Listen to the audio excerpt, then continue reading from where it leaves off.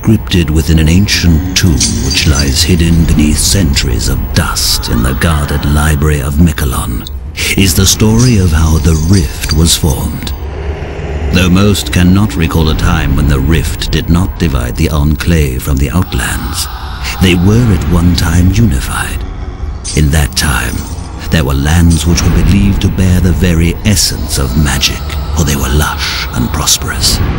All who did not hold the secrets of the soil, which were protected by the Pact of G-Forro, coveted these lands fiercely. The great demon, Vatar, knew that with this magic, he would be invincible. He would at last prevail over all. Venomously, he led his army to attack the dwellers of the land to claim it as his own. The battle raged, and the people fell before Vatar's vast army. Victory was so close it could be tasted upon their blackened tongues, as bodies of the defenders lay sprawled about them on the bloodied field.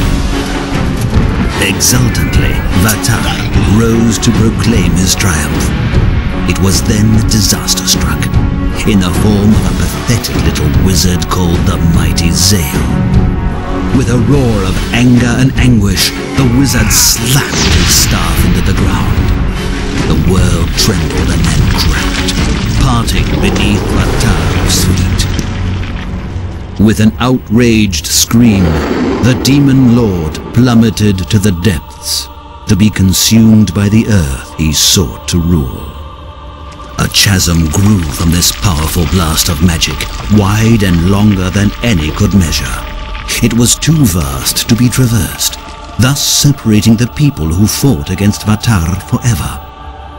The devastation on the faces of the defenders was a small consolation to the Dregatar, as they retreated to pray for Vatar's return. It is said that time heals wounds, and perhaps it is true. For in the centuries after the land was torn asunder, it appeared that magic began to knit them back together. The rift has grown smaller, and can even be crossed in certain locations.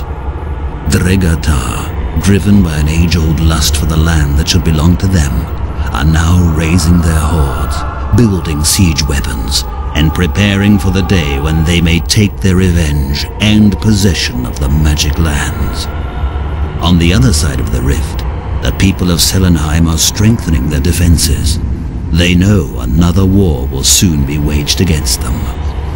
While the armies are being gathered along the border of the rift, the head counselor of Arkmor, Mordessa, is making further preparations.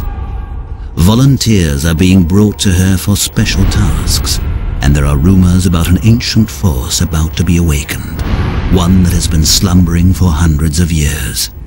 And it is here that our story begins.